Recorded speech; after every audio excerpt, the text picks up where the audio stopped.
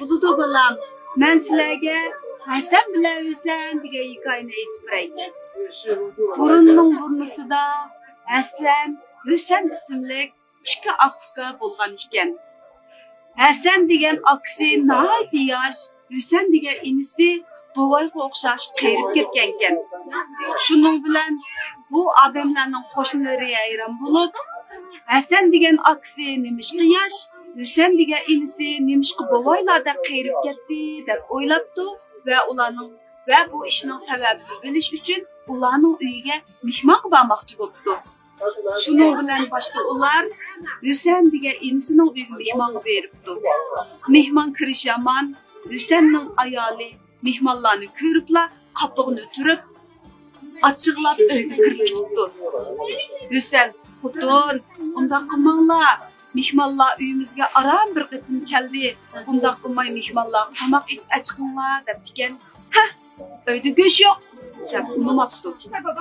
"Xotun, mehmonlarga choy qo'yib achiqinglar" desa, "Uyda o'ti yo'q" deb yana xapibdi. Shuning bilan mehmonlar izzat tortib, "Rahmat, uyinglarga choy ichgili keyin kelayli" deb chiqib ketibdi. Shuning bilan ular Hasan ismli akasining uyiga berib ekan. Akasi bilan ayoli mehmonlarni qizg'in kutyapti. Ammo bular intayin kambag'al, uyda mehmonlarga achiqdek bir tal maymoq tavuzdan boshqa hech nima yo'q ekan. Shuning bilan Hasan, "Xotun, mehmonlar usab ketdi, usuzliq achiqinglar" deb degan. "Xo'p, dadisi" deb kirib ketib, Hasan degan kishi ayoliga, "Xotun, mehmonlar usab ketdi, usuzliq achiqinglar" deb degan. "Ma'qul dadisi" deb uyga kirib ketib, yilqi bir tal tavuzni, maymoq tavuzni ko'tarib achiqibdi. Eri, "Xotun, mehmonlarga bundaq maymoq tavuzni achiqsaq qandoq bo'ladi? Menglar, boshqani achiqinglar" debdi. "Xo'p dadisi" deb kirib ketibdi.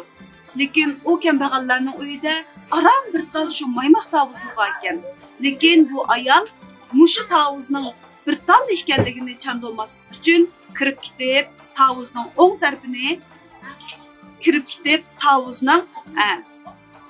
lekin bu ayol shu bir tal maymoq tavuz borligini chandolmaslik uchun uyga chandolmay kirib ketib, tavuzning yana bir tarafini ko'ksitib achiqibdi.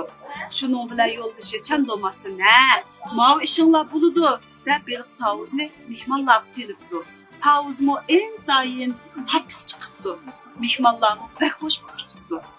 Demak, mehmonlar bu uyning intayin kambag'alligini, shu ayolning ikki qatim ko'tarib chiqqan tavuzning shu bir talla ekanligini bilibdi.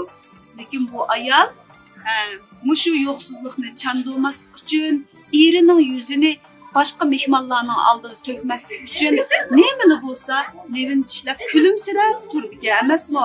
Mehmonlar kulimsirab turganini mehmonlar bilibdi. Demak, akasining nimishqa buncha yosh, inisining nimishqa buncha qayrib ketganining sababini shu ishdan bilibdi. Mushu hikoyadan erni arqagan muxutun, erni yaqagan muxutun degan hikmatli so'z qolgan ekan. Shunga jinim qizlarim, ayol kishi degan, qiz bola degan har qanday ishdan minnatdor bo'lishi, boshqalarga kulimsirab muomala qilishi, yo'q bo'lsa-mu, bor bo'lsa-mu, hamisha muloyimonat tura oladigan, shukr toqatlik, sabrchan bo'lish kerak jinim qizim. Shunga mushu hikoyaga o'xshash sizlarning cho'ng bo'lganda muloyim, uyinglarda bor bo'lsa-mu, yo'q bo'lsa-mu, yo'ldashinglarga kulib turib muomala qila oladigan chiroyli insofli qizlardan bo'lishinglarni shundoq kutaman, umid qilaman jinim bolalarim. Bo'ladi. Qizlarim. Apa, minnatdor degan gap? Minnatdor bo'lish degan gap har qanday ishlarga xushal, kulib turib muomala qilish degan gap. Yo'qsizlik bo'lsa, xafa bo'lib ketmaslik, boy bo'lib ketsa, yo'g'on bo'lib kerilib ketmaslik degan gap. Ayol kishi minnatdor bo'lishni bilganda, u intayin chiroyli, kulimsirab turadigan muloyim qizlardan bo'lib yetishib chiqa oladi. Bo'lamdi qizlarim? Bo'ldi. Apa? Apaga, chinglarga gap yanglasa bo'lamdi? Çoğunlarga gap yan bolsa, ağzım aymaq bolup qaldı canım balam. Çoğunlar degen hörmetge layiq, sizlarni izzetlaydi. Şoňa çoňlarymyznyň kögüni sizlerden jiq, bilgini sizlerden jiq.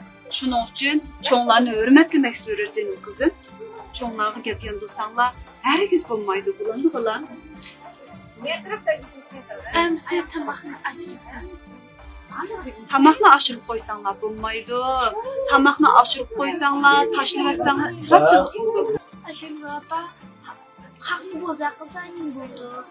Haqni bozaq qilsa, aski odam bo'lib qoldi jinim balam. Haqni bozaq qilsa, haqning ko'ngli og'riydi, yuragi og'riydi. Boshqalarning chiroyiga qarab tushgasin bo'ldi. Boshqalarning chiroyiga qarab tushgansak, adabsizlik bo'ladi, pokiz bo'lmaydi jinim balarim. Boshqalarning chiroyiga qarab tushganda haqsizlarga o'sh bo'lib qoldi. Ajab adabsiz qiz bo'lgan deb o'ylab qoldim. Şuna tushkaginlar kelganda, asniginlar kelganda, yanığa qarab, odamlarning chiroyiga qaramay turib tushkurishinglar kerak, asnishinglar kerak bo'lamdi qizlarim. Bo'ldi. Qiz bol degan aqlli, sharmi ayoliq, insofli cho'ng bo'lmasanlar bo'lmaydi. Bo'lamdi qizlarim. Bo'ldi.